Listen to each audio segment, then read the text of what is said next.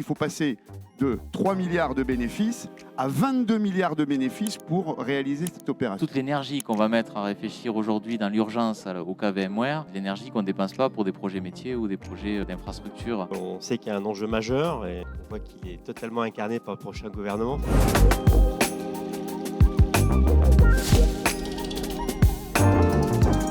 Bonjour à toutes et tous, ravi de nous retrouver ce matin pour cette session dédiée à un prolongement de notre débat de tout à l'heure, donc sur l'impact du rachat de VMware par Broadcom sur l'événement qui a bousculé un petit peu la sphère du numérique et l'écosystème numérique depuis pas mal de mois.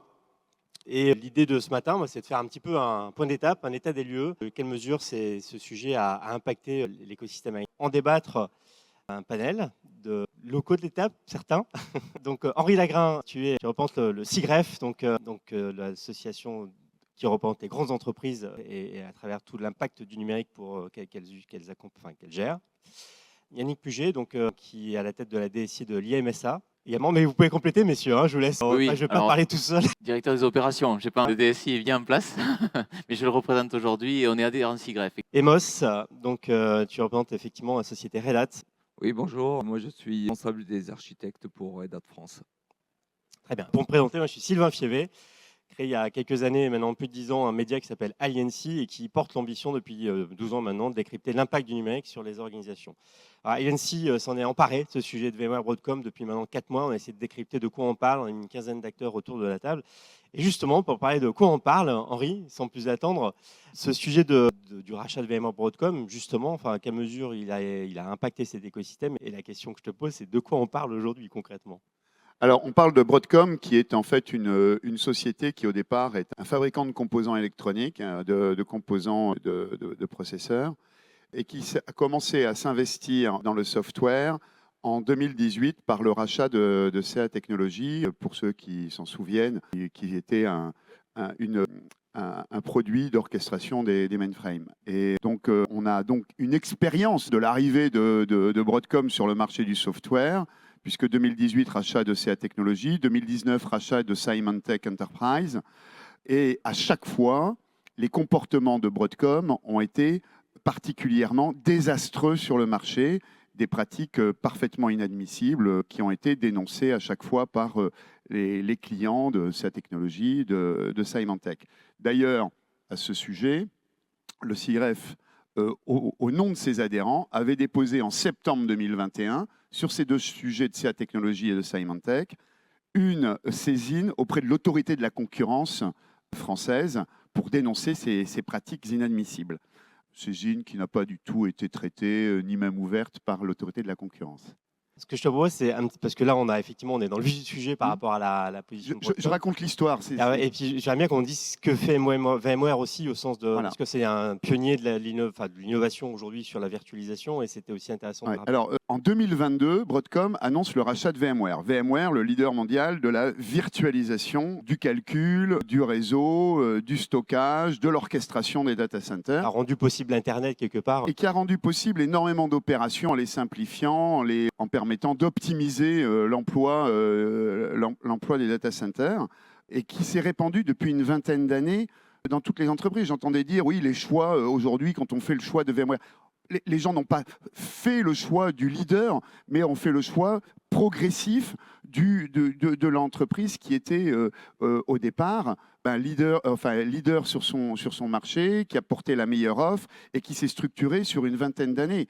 Et d'ailleurs, les relations jusqu'au rachat de VMware par Broadcom, les relations entre les clients et VMware étaient excellentes. Ça ne veut pas dire qu'il n'y avait pas parfois des sujets contractuels, mais c'était un opérateur avec lequel on pouvait discuter de manière tout à fait normale, fair play, qui avait une position dominante, mais qui ne se traduisait pas par des abus. Mai 2022, Broadcom annonce le rachat de VMware pour 61 milliards de dollars plus 8 milliards de reprises de dette. En gros, un ticket à 69-70 milliards. En juin 2022, le CIREF, avec d'autres associations européennes, allemandes, néerlandaises, belges, nous demandons à la Commission européenne, à Margrethe Vestager, qui est autorité de contrôle des concentrations pour l'Europe, de ne pas autoriser ce rachat ou de mettre des réserves fortes sur le comportement de VMware. La Commission nous a dit à ce moment-là, vous faites un procès d'intention à Broadcom. Juillet 2023, la Commission européenne, avec d'autres autorités de contrôle des concentrations à travers le monde, eh bien, donne son accord. Le rachat est finalisé en fin novembre 2023. Dès le mois de décembre, le mois de janvier 2024, ça a été une catastrophe, une vraie boucherie. Et dans la foulée, qu'est-ce qu'on a constaté? Un changement d'abord spectaculaire des conditions contractuelles, passage de manière abrupte d'un mode de licence perpétuelle au mode par souscription, des hausses tarifaires qui étaient en moyenne, enfin qui étaient de x3 jusqu'à x18. Un adhérent du CIREF, c'était x18. Hein. C'est en gros en moyenne 1 x5. Et c'est normal, parce que Octane, le CEO de Broadcom, n'est sensible qu'à une chose, c'est l'avis des marchés financiers. Et il a annoncé qu'en année pleine, il rembourserait cette acquisition en 3 ans. En 3 ans. Donc, en gros, 66 milliards à rembourser en 3 ans. Pour une boîte VMware qui faisait 13 milliards de chiffre d'affaires, dont 3 milliards de bénéfices. C'est-à-dire qu'il faut passer de 3 milliards de bénéfices à 22 milliards de bénéfices pour réaliser cette opération. On le voit, dès le mois de janvier 2024, Broadcom a fait ce qu'il fallait, résiliation de clauses contractuelles unilatérales, augmentation des prix, bundlisation de ces offres qui créent des évictions des autres acteurs du marché. Bref, des comportements que, par ailleurs, AT&T a qualifié dans une plainte qu'ils ont déposée au début du mois de septembre, de pratiques de rançon et d'extorsion auprès de la Cour suprême de l'État de New York. Voilà le comportement d'un acteur. Et alors, ce que fait le CIREF, eh bien, nous tentons de combattre ces pratiques en coordonnant plusieurs acteurs, en allant en référé au tribunal de commerce, devant les tribunaux de commerce. Nous avons déposé une saisine auprès de la Commission européenne, de l'autorité de concurrence européenne, la DG Compétition. Nous avons alerté le politique parce qu'on dit que ce n'est pas uniquement un sujet juridique, mais c'est également un sujet politique. Ça va représenter en année pleine une ponction illégitime de 8 milliards d'euros par an sur le marché européen, totalement stérile pour la compétitivité des entreprises qui sont clientes de VMware, totalement stérile. 8 milliards par an. Hein. Alors on voit clairement ce qui est effectivement dans alors, je sais que le sujet passionne Henri, parce que c'est un sujet de tous les jours depuis toute cette période. Mais là, on a un cas d'école de ce qu'on entend par dépendance technologique. Et ce n'est pas la seule dépendance technologique qui existe sur le marché aujourd'hui par rapport aux organisations. On a beaucoup parlé dans la table ronde précédente cette notion de souveraineté. Je pense qu'aujourd'hui, il y a gros acteurs mondiaux dont 80% des entreprises utilisent. Donc, mais Yannick, qu'est-ce que cette notion de dépendance technologique, enfin déjà le sujet VMware, est-ce qu'il t'impacte chez toi? Quelle est la proportion de cet impact et comment ça a été vécu quand les annonces ont été faites à ton niveau? Dans la mesure où, alors VMware, acteur de virtualisation, donc dans la mesure où on a 15 000 machines virtuelles, on est forcément impacté. C'est un sujet, c'est pas tout le temps qu'un sujet concerne tous les types de taille d'entreprise, de taille de DSI. Donc ça veut dire que la petite PME qui ne saura pas se défendre parce que voilà, il y a les adhérents du CIREF d'un côté, puis il y a aussi toutes les DSI de PME, PMI qui vont se retrouver démunis avec ces facteurs multiplicatifs. J'avais en tête de 3 à 12, mais c'est jusqu'à 18 récemment pour certains. Donc c'est embêtant. Et puis c'est surtout que ça ne correspond plus aux besoins des DSI. C'est-à-dire que même si on veut rester avec VMware, on va nous imposer des bundles technologiques. Ces bundles, c'est en fait acheter quelque chose où on considère... C'est rare d'acheter quelque chose où on sait que 80% de l'offre, on ne va pas l'utiliser. Et c'est un racket silencieux, en fait, cette démarche de... Celui-là, il fait un peu de bruit. Bien sûr, il fait un peu de bruit. Donc, en fait, et quand on parle, tout à l'heure, Henri parlait de dénonciation et de coupure de licence perpétuelle pour passer au mode souscription. Ça veut dire qu'en fait, on va compter plutôt le nombre de cœurs dans nos processeurs des machines plutôt que de dire vous avez une licence à vie. Et quand de façon unilatérale, on vous dit vous n'avez plus le droit, quelque part, non seulement on vous impose quelque chose, mais c'est surtout que les DSI ont besoin d'anticiper. Et la difficulté, elle est là. C'est-à-dire qu'il y a des alternatives, mais pas tant que ça, en vérité, puisqu'il y avait une situation un petit peu de monopole. Donc nous, de notre côté, on a lancé des études sur Hyper-V, puisqu'on est quand même engagé aussi avec Microsoft. Donc l'alternative pour nous, c'est Hyper-V sur de la virtualisation. Et puis les nouvelles applications, elles sont posées plutôt dans un cloud de sécurité sociale avec OpenShift, soit sur des infrastructures Kubernetes. On va revenir. Alors, c'est toujours compliqué ces sondages, mais est-ce qu'il y a des gens dans la salle qui sont impactés par le sujet? C'est anonyme, vous pouvez lever la main, donc très fortement. En fait, je veux revenir quand même sur le contexte, parce que voilà, bon, la solution était pionnière, innovante, va faciliter tous les usages, mais est-ce qu'aujourd'hui, si on refait un peu le film, il y avait aussi d'autres alternatives pour éviter de s'installer dans cette dépendance? Oui, donc bon, nous, c'est plutôt vers Hyper-V qu'on va se tourner, qui est un concurrent, qui est proposé par Microsoft, parce que ce n'est pas notre stratégie.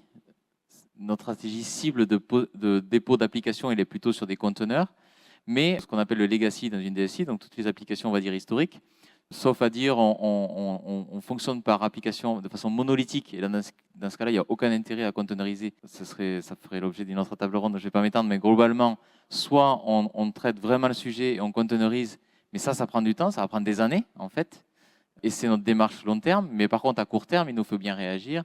Et une des façons de réagir, c'est d'étudier qu'est-ce qui est possible au travers d'autres solutions. La seule qu'on voit, nous, en tout cas, dans le milieu des éditeurs, c'est Hyper-V.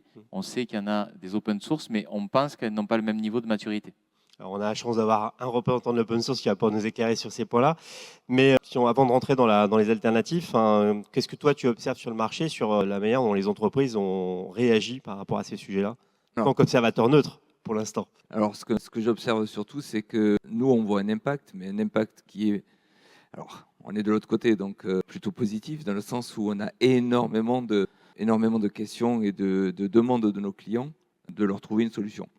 Donc, en fait, on a plutôt l'autre impact qui est des opportunités actuellement, justement, pour aider nos clients ou nos prospects à trouver des alternatives. Henri, il y a eu quand même le choc est là, donc au niveau de l'organisation, et effectivement les entreprises aujourd'hui elles ont quand même le choix, soit de rester, renégocier, soit d'envisager de sortir.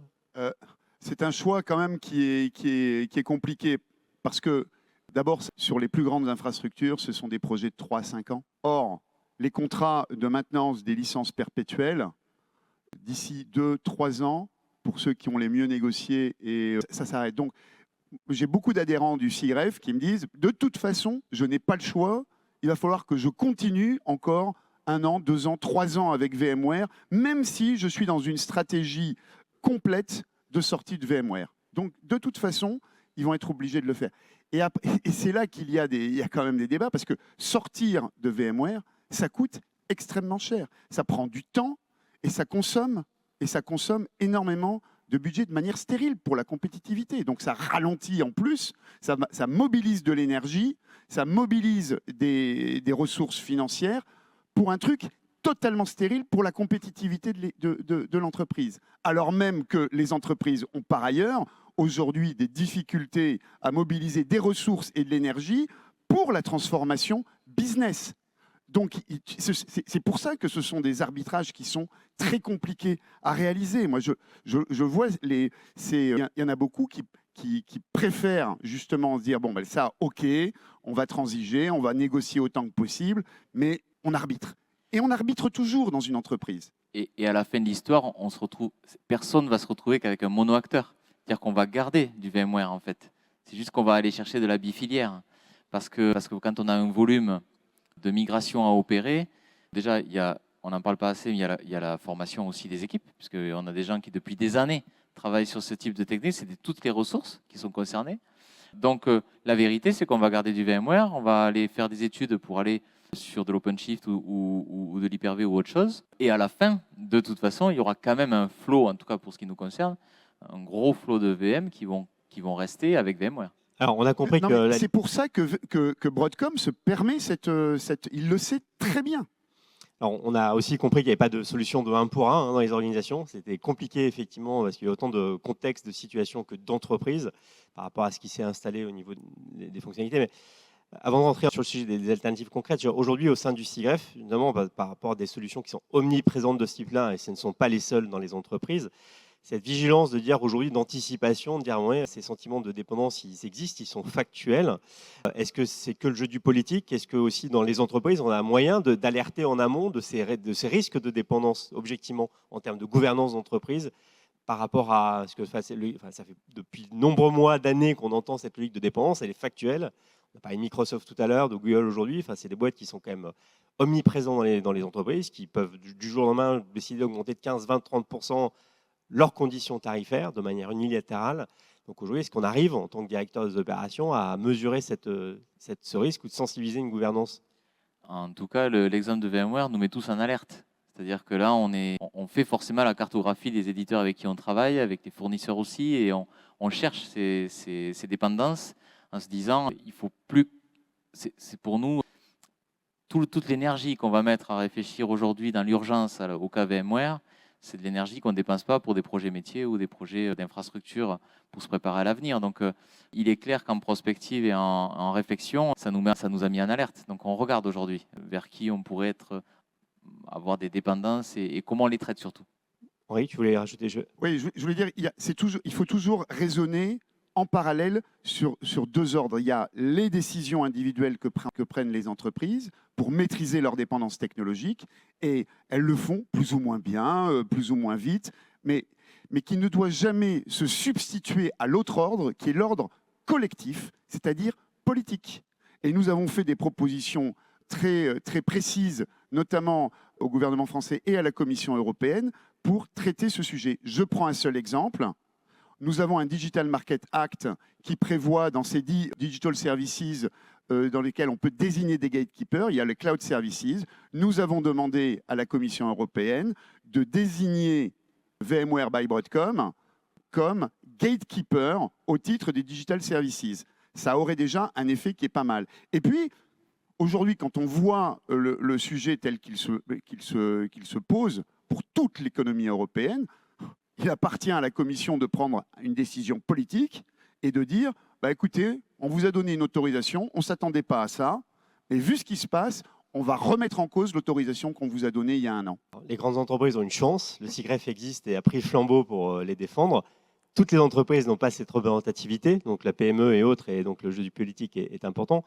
Ceci, on l'a vu aussi, pour avoir interviewé beaucoup de grandes entreprises sur le sujet. Il y a effectivement une grande loi du silence et sur les difficultés aussi de s'exprimer publiquement et de jouer collectif pour régler ces problèmes-là. Donc c'est effectivement complexe. En tout cas, de le faire sur la place publique, c'est compliqué. On est bien d'accord. Non, c'est pas très compliqué parce que il y a des procès qui y arrivent.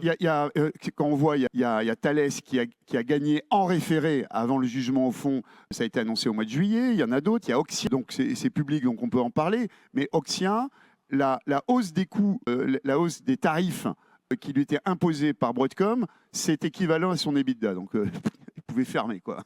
Donc or Oxia, c'est quand même un acteur important, notamment pour beaucoup de membres du CIREF, puisqu'ils opèrent leur stack SAP. Donc, voilà. Et puis la deuxième chose, c'est que il y a des organisations comme le CIREF qui sont vocales sur le sujet, mais on ne le fait pas exclusivement pour nos adhérents, hein. On le fait également dans une stratégie d'intérêt général. Quel regard tu portes sur le fait que cette dépendance elle a réussi à s'installer au fil du temps, et notamment avec le flambeau que tu portes de l'open source, mais... Alors, en fait, elle s'est effectivement installée au fur et à mesure. C'est vrai que VMware est devenu, on va dire, un standard de facto, hein, parce qu'au fur et à mesure, ça a été plus ou moins utilisé. Il faut savoir qu'en fait, depuis le début, il existe une alternative open source à VMware, qui est KVM, qui est utilisée et qui continue à être utilisée notamment chez les cloud providers. Hein. Tous les cloud providers ont une offre qui est basée sur mais également aussi sur des solutions qui sont certainement un peu moins connues, du type OpenStack. Alors OpenStack est très utilisé, en fait c'est toute une plateforme qui est très utilisée, notamment dans le monde des telcos et également dans le monde de la finance. Donc ces alternatives existent depuis longtemps, mais clairement oui, le marché était plutôt, on va dire, côté VMware pendant très longtemps. Alors ceci, le sujet des compétences, de l'expertise, de l'anticipation, c'est le cœur de notre débat maintenant. Est-ce que c'est la raison qui fait que ces entreprises n'ont pas choisi dès le départ ces interfaces? Parce que le sujet de l'open source est aussi une religion, peut-être pour une boîte ou pas, je ne sais pas. Quel regard tu portes sur cette... Il faut savoir que l'open source, on en a déjà discuté, il y a... Alors, comme le disait Alain ce matin, l'open source, ce n'est pas nécessairement gratuit. Et il y a certaines personnes qui ont tendance à penser, dès qu'on parle d'open source, c'est forcément du communautaire. Donc moi, je fais toujours la différence entre l'open source communautaire et l'open source d'entreprise. Quand on se lance dans un projet d'open source communautaire et qu'on veut faire un projet basé sur de l'open source, pour moi, il faut traiter ça comme un projet de développement et le faire en tant que tel. Et donc mettre toute l'infrastructure et l'organisation qui va permettre de progresser en même temps que cette stack logicielle. À partir du moment où, et donc la compétence et toutes les ressources qui vont bien, la documentation, parce que souvent on se retrouve avec des cas, nous on le voit parce qu'on est appelé souvent à l'aide, notamment avec des personnes qui travaillent avec de l'OpenStack communautaire et qui se retrouvent un peu le bec dans l'eau parce qu'à un moment, les ressources qu'ils ont, les compétences qu'ils ont, veulent faire autre chose et s'en vont. Et donc à ce moment-là, les documenter, rien n'est... Et souvent, c'est des anciennes versions, ce qui fait qu'elles se retrouvent, ces entreprises se retrouvent le bec dans l'eau. Et donc là, on va les Se crée une autre dépendance malgré tout, interne. Mais... Et c'est une dépendance technique, là. C'est aussi même une dette. On va, nous, intervenir pour essayer de les remettre. Donc, on leur donne un coup de main, on va dire. On les aide à revenir. Mais bon, nous, notre objectif, c'est quand même... on est une entreprise et donc on vend aussi du support autour de ces solutions open source. Et donc, on les remet, on va dire, entre guillemets, dans le droit chemin. On les remet dans les solutions qui sont supportées par nos soins, de manière à pouvoir, qu'ils puissent ne plus avoir ce risque opérationnel. Yannick, le sujet des compétences, des moyens à associer à ce sujet, alors que c'est des projets qui ne sont pas faits à d'autres pour les métiers et autres, mais comment on arrive à dimensionner ça, comment on arrive à y faire face dans une organisation comme la tienne? Alors nous, on est en phase d'étude, donc c'est un des axes les plus regardés, puisqu'il y a l'aspect formation, il y a l'aspect projet de migration, il y a l'aspect aussi, vous avez raison, conservation des talents, puisqu'il y a des personnes qui sont là parfois pour des technos, voilà, parce que d'ailleurs dans ma carrière, moi aussi, j'ai été un bébé VMware à un moment donné, puisque ça faisait partie des pionniers, donc on a fait ses armes. D'ailleurs, c'est un peu triste l'histoire d'ailleurs, puisque à la base, comme l'a dit Henri tout à l'heure, les relations avec VMware étaient excellentes, en fait, pour avoir parcouru. Un des acteurs qui a réussi à se faire aimer, à détester très rapidement sur la place publique. Ouais. Ça rend l'émotion, on va dire, de l'impact plus forte du coup. Mais la formation, en tout cas... Dans l'interne aussi, ça a été brutal, hein, je crois. Oui. Dans l'entreprise elle-même, VMware, ça a été brutal. Bien sûr, et Henri va en parler juste après, il paraît. Non, mais en fait, voilà, on regarde les formations, on regarde comment accompagner nos collaborateurs sur du multicompétences, puisque comme je l'ai dit, on va quand même garder du in fine. Hein, quoi qu'on choisisse, et quelles que soient finalement les conclusions de ces études en cours, voilà, et les alternatives, effectivement, OpenStack sont regardées également, bien sûr. Si on ouvre le capot MOS concrètement, c'est quoi les alternatives? Alors là, je viens de citer une des alternatives. En termes d'alternatives, si on fait un petit peu tout le panel, il y a des alternatives propriétaires, il y a des alternatives, donc je peux les citer. Oui, on n'a pas de réserve. Donc Microsoft avec Hyper-V ou Azure Stack, il y a toute la partie Nutanix. Après, il y a toutes les offres des cloud providers qui, alors là pour le coup, c'est du lift and shift où on va pouvoir déplacer les VM vers chez eux. Et ensuite, il y a toutes les offres autour de l'open source. Alors les offres autour de l'open source, il y a OpenStack qu'on a nommé, il y a Proxmox, et il y a également une chose qui est peut-être un peu moins connue et qui n'est pas tout à fait, du moins moi je ne le considère pas comme tout à fait de la vertu telle que l'on la faisait avant, mais plutôt le futur de la virtualisation, et je le précise de cette manière-là parce que c'est mon intérêt, on va dire ça comme ça. C'est ce qui se fait actuellement et qui est peut-être un peu moins connu. C'est un projet qui a été lancé, un projet open source qui a été lancé en 2017 par Red Hat, qui s'appelle KubeVirt, et qui est donc en fait, donc ça c'est le projet Stream, donc le projet communautaire, qui permet de faire tourner des machines virtuelles sur les nouvelles plateformes technologiques, donc dans du Kubernetes. Et donc ça permet de faire tourner ces machines virtuelles dans une même plateforme. Et donc pour terminer par rapport aux solutions, donc KubeVirt c'est le projet Upstream, et la version donc chez nous c'est OpenShift Virt. Donc j'ai rajouté la partie. Alors, pour ceux qui ne sauraient pas tous les termes techniques, il y a un guide qui va sortir. On pourra les retrouver. Tout à fait. Parce que c'est complexe. Donc oui, juste pour résumer, OpenShift c'est la version entreprise on va dire, de Kubernetes. Ça ne fait pas que de l'orchestration, ça fait beaucoup plus, mais là, je ne vais pas avoir le temps de développer. Et donc, ce qu'on a fait, et en fait, ce projet qui a été lancé en 2017, est au fait lancé par Red Hat, mais qui a été rétrocédé à la fondation Linux de manière à garder son autonomie en 2019. Progresse énormément. On a plus de 200 sociétés différentes qui collaborent pour faire évoluer le produit. Bizarrement, depuis un an, on a encore plus d'activités. Je ne sais pas pourquoi.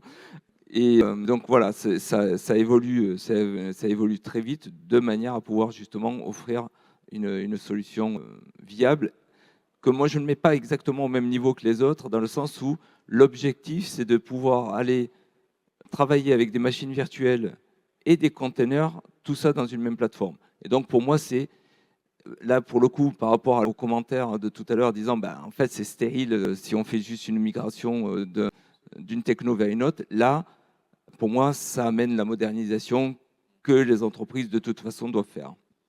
Et ça a été un chantier d'accélération aujourd'hui, donc d'accélérer la transformation numérique. Là, on va remercier Broadcom d'accélérer les nouveaux usages dans le cloud. Henri, tu voulais réagir?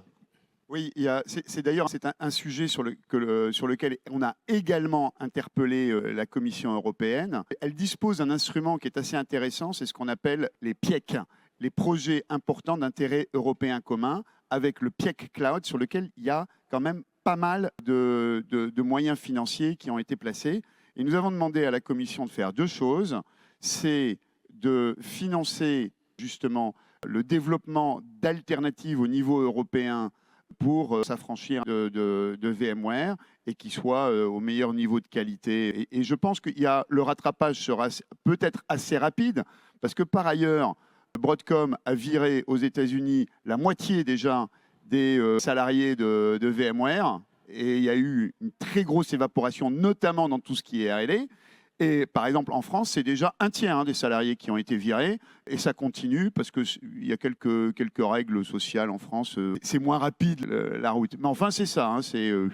On vire tout le monde, on vire la moitié. Une boîte qui était très connue sur son côté innovation et d'autres très reconnue. On a demandé de financer des alternatives, mais également, et ce qui nous paraît tout aussi important, sinon c'est les hyperscalers qui vont tirer les marrons du feu, c'est de développer des outils qui permettent d'industrialiser la migration vers tel ou tel produit. Et je crois que ce n'est pas suffisamment travaillé, ce sujet-là, parce que c'est toujours extrêmement complexe et il faut apporter, notamment à des directions comme celle de IMSA, enfin en tous les cas des grandes entreprises, des outils qui permettent d'industrialiser et d'automatiser les migrations. Et ça, c'est vachement important. Alors, si je peux me permettre de répondre à cette partie-là.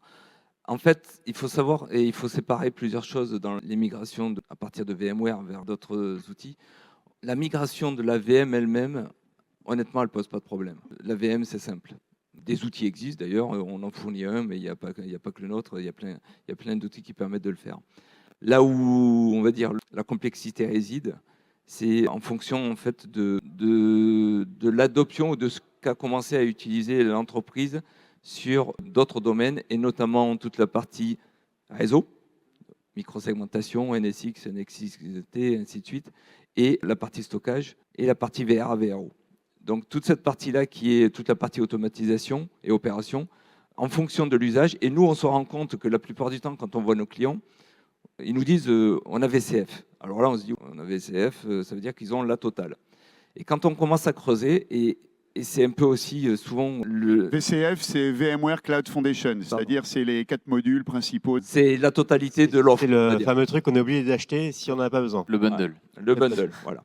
Et quand on nous dit, quand un client nous dit j'ai tout ça, je me dis voilà, ça va être compliqué. Et en fait derrière, on a quand même d'autres feedbacks qui disent, de bruit comme ça initié, c'est qu'en fait il y a plein de clients qui sont super contents parce qu'au final presque ça coûte moins cher. Alors ça, oui, mais juste pour terminer sur le point, c'est que en fait quand on creuse, la plupart du temps les clients ne les utilisent pas ou utilisent très peu en fait l'ensemble des modules.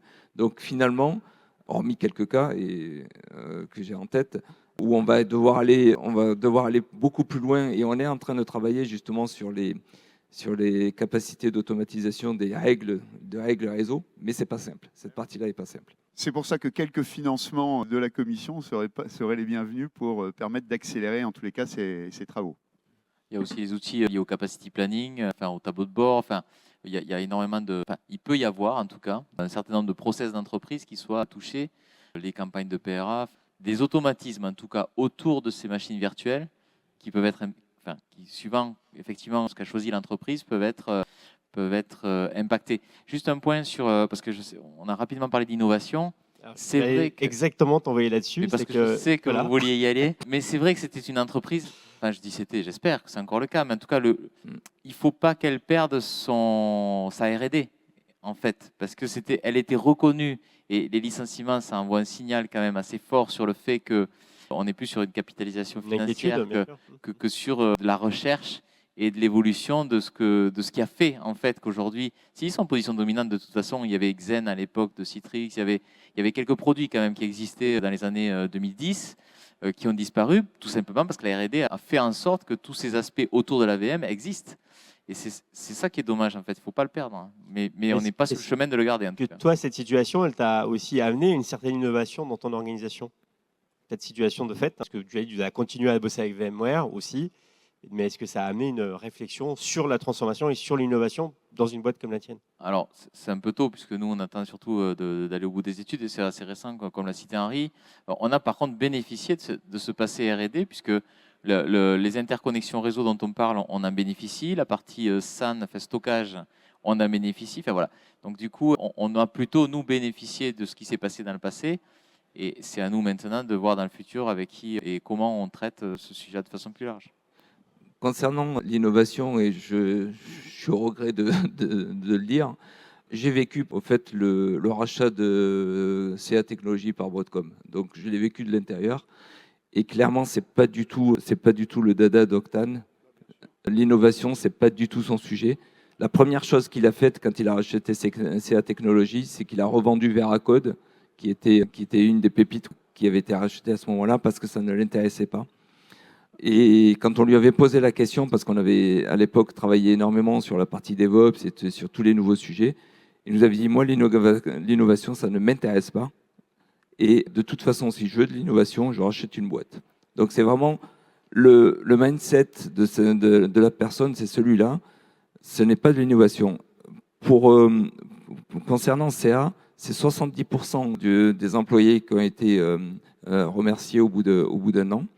Ça sera à peu près la même chose au niveau de VMware, parce que de toute façon, c'est une règle de 3 qui l'applique pour obtenir un EBITDA au-dessus de 60, c'est tout. Et donc finalement, ouais, je ne veux pas être pessimiste, mais bon, je pense que c'est juste être réaliste que dire que l'innovation, malheureusement, il ne va plus y en avoir énormément chez VMware à partir de maintenant. Ceci, Mos, là, par rapport aux travaux qu'on a aussi menés, c'est que l'opportunité de cette situation, c'est aussi de se projeter sur la transformation du système d'information. Tout à fait. Profondément. Tout à fait, parce qu'en fait, là, et c'est un peu notre discours, c'est de dire autant profiter finalement un petit peu forcé, contraint et forcé, de faire évoluer l'état des choses. Pourquoi ne pas accélérer cette modernisation et faire en sorte d'arriver sur des plateformes cloud natives, donc des nouvelles technologies qui vont permettre de concilier, parce que au fait, les machines virtuelles ne vont pas disparaître, hein, ou pas tout de suite. Hein. On est plutôt à 25% de containers, 75% de VM. Donc sur les VM, il est encore énorme. Et on sent que ça va perdurer. Et donc l'objectif, quelque part, c'est de se dire, bon, comment je modernise en passant tout ce que je peux sur des containers et finalement en gardant le reste sur des VM, mais comment je peux gérer ça dans une seule et même plateforme et bénéficier des nouvelles technologies cloud natives comme le DevOps, comme le GitOps et ainsi de suite. Donc tout ce qui permet d'accélérer la productivité de l'entreprise. Yannick? Je me faisais la réflexion, on a beaucoup parlé des DSI, mais en fait, c'est toute une chaîne en fait, qui est impactée. Parce que Broadcom a revu aussi et a choisi une politique, en tout cas vis-à-vis des distributeurs, qui a évolué et qui a fait aussi quelques dégâts sur la chaîne. C'est-à-dire que bon, nous, on est moins, c'est moins mon quotidien, mais toujours est-il que c'est bien avec des distributeurs qu'on parle et ces distributeurs ont vraiment subi de plein fouet ce rachat. La distribution, aujourd'hui, on a savoir si la personne qui vous vendait hier peut toujours le vendre, et souvent, la réponse est non. parce qu'il n'y a que peu de partenaires maintenant qui Et peuvent ça le faire. casse des deals, tout ça. Il y a des deals qui sont cassés avec ça. Et il y a quand même pas mal d'acteurs du numérique, éditeurs, sociétés de services, opérateurs de services cloud qui sont fortement impactés aussi. Alors, certains sont présents aujourd'hui. Oui, et d'ailleurs, si vous allez chercher sur le web, il y a un canard qui s'appelle l'Informé et qui a sorti hier un papier, son journaliste Emmanuel Paquette, justement parce que le CIREF a discuté avec Numéum des conséquences pour voir effectivement comment en France et en Europe on était impactés. Et il s'avère que si tous les adhérents du CIREF sont impactés effectivement par ce rachat, beaucoup de membres de Numéum sont impactés et toute la communauté de Numéum est impactée. Parce que quand vous avez des budgets qui sont impactés de cette nature dans les directions du numérique, bah, c'est toujours ça de moins qui va aller dans l'écosystème, notamment national, vers des acteurs du numérique. Donc on a discuté ensemble de ce sujet pour voir ce que l'on pouvait faire éventuellement collectivement. Et le fait qu'on ait discuté avec Numéum de ce sujet-là, ça s'est transformé en du rififi dans la tech à propos de Broadcom. Alors, ce n'est pas du tout ça. Il s'agit de voir de manière rationnelle, entre adultes, comment est-ce que l'on peut aborder ce sujet sur le plan technologique, juridique, politique, et puis des stratégies d'innovation. Alors sur le champ du politique, on sait qu'il y a un enjeu majeur et on voit qu'il est totalement incarné par le prochain gouvernement. Bon, on a un chantier européen majeur. Maintenant, dans le day-to-day, à la taille de nos organisations, à la taille de nos boîtes, quels sont les enseignements à tirer, mais quelles sont aussi les postures à prendre? Comment on arrive à s'organiser pour éviter d'avoir cette dépendance forte qui s'installe, en sachant qu'on a maintenant les gros hyperscalers, les gros acteurs commencent à se renvoyer la balle aussi. Google a attaqué, non, c'est Microsoft. Google a attaqué Microsoft sur des positions dominantes. La balle a été tirée hier ou avant-hier. Donc on voit même à la taille de ces acteurs, il y a quand même effectivement quelques tensions qui s'installent. Donc comment aujourd'hui, dans les organisations, comment on évite ce sentiment ou comment on anticipe ces problèmes aujourd'hui? Sur le day-to-day, il faut rester humble parce que d'abord, chaque entreprise, c'est un cas très particulier. Je le vois dans les réunions de coordination que l'on peut avoir. Il n'y a pas deux situations identiques. Et je crois que là, c'est un gros travail que doit faire chaque acteur individuellement. Bien sûr, échanger avec les pairs. Mais je crois qu'il faut bien se garder de penser qu'il y a une stratégie unique, générique, qui va être applicable dans toutes les entreprises. Ce n'est pas vrai. Yannick? Je partage, et puis bon, c'est l'exemple qui a été donné. C'est-à-dire, suivant le niveau d'implémentation des produits, la réponse n'est pas la même. Elle peut être plus rapide pour certains que pour d'autres, avec des solutions, suivant ce qui est hébergé, plus ou moins complexes à mettre en œuvre, et aussi suivant la taille de la DSI concernée et de la dépendance existante aujourd'hui, eh bien, on n'amène pas forcément la même réponse. Donc, voilà, c'est du sur-mesure. Il faut que chaque DSI se pose la question, quel est mon état des lieux aujourd'hui? Quelles sont mes alternatives? C'est quoi le coût de mise en œuvre versus le délai de mise en place? Voilà, toutes ces questions doivent être abordées. Ross? Oui, en fait, c'est exactement ça. Il y a quand même déjà, on s'est rendu compte, nous, en discutant avec nos différents clients, qu'il y a déjà une problématique de savoir exactement ce qu'ils ont à un instant T. Et donc de faire un assessment et de voir ce qu'ils peuvent déplacer facilement, ce sur quoi ils peuvent agir réellement rapidement. Voire faire des économies parce qu'ils payent des trucs. Exactement. Et souvent, ils se rendent compte que finalement, parce que c'était pas réellement un problème, ils avaient beaucoup de VM qui tournaient un petit peu partout. Et qu'en faisant un petit peu attention, ils pouvaient quand même déjà bien réduire la voilure. Donc ils ont quand même quelques économies à faire de ce côté-là. Voilà, c'est au moins une première étape pour essayer de réduire l'impact. Ensuite, ce qu'on recommande, c'est quand même du dual sourcing. C'est essayer d'éviter de mettre tous ces œufs dans le même panier. Je sais que c'est compliqué, mais étant donné que finalement, beaucoup d'entreprises sont également engagées dans une voie de modernisation, souvent elles ont déjà ces deux paniers. Donc, voilà. Avoir des alternatives, le choix, ça fait partie effectivement d'un enjeu stratégique pour des organisations aujourd'hui, je pense. Tout à fait. Et la compétence, en fait, c'est le gros point, c'est comment on fait pour avoir les compétences des deux côtés et faire évoluer les compétences que l'on avait, notamment sur du VMware, où techniquement, je dirais, les personnes qui travaillent avec du VMware sont très contentes de travailler avec du VMware. Donc, comment les faire évoluer? Des questions dans la salle? Ça. Je vais essayer de faire vite. Bravo pour cette présentation et merci au panel. J'ai une remarque et une question. Je crois que vous l'avez dit, AT&T a attaqué VMware. Ce qui est bien aux États-Unis, c'est qu'en fait, les choses sont un peu publiques là. J'ai vu la réponse de VMware et j'ai l'impression que ça va faire date. En gros, ils disent, dans les conditions générales d'utilisation en ligne, j'espère que je ne déforme pas, on a la possibilité d'arrêter un produit, on vous a prévenu, vous ne pouvez pas nous imposer de continuer à maintenir un produit que l'on arrête. Et deuxième argument, et c'est assez fort, c'est en reprochant à AT&T, vous nous avez écrit que vous nous menacez de sortir, donc vous n'avez pas de préjudice, il vous suffit de sortir et y aller. Donc ça explique pourquoi il n'y a pas beaucoup d'acteurs qui communiquent sur VMware. Et donc, ma question, quand on constate cela, c'est au-delà même de VMware, qu'est-ce que vous pensez? C'est quoi l'après VMware? C'est quoi le suivant? Et quelle stratégie à adopter pour éviter ce sujet-là, au-delà même du sujet VMware? C'est pour toi, Henri, ça non? Sur le plan techno, je pense que Moss sera plus à même de répondre. Et sur le plan des stratégies, c'est toujours la même chose. Être dans une situation de position dominante, ce n'est pas un mal en soi.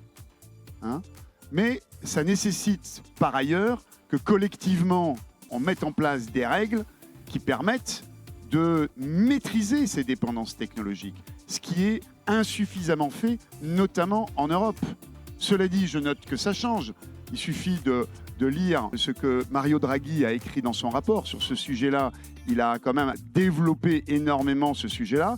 Deuxième chose, lisez la lettre de mission que Ursula von der Leyen a envoyée à Henna Virkkunen, qui est la nouvelle commissaire, en fait vice-présidente exécutive de la Commission européenne en charge du numérique, de la sécurité et de la démocratie. Les trois sont liés et les enjeux de maîtrise des dépendances technologiques en Europe sont parfaitement bien maîtrisés. Inscrit. Et d'ailleurs, je note que ça rejoint plusieurs suggestions que nous avions faites dans notre manifesto européen que nous avons remis à la Commission européenne. Merci beaucoup.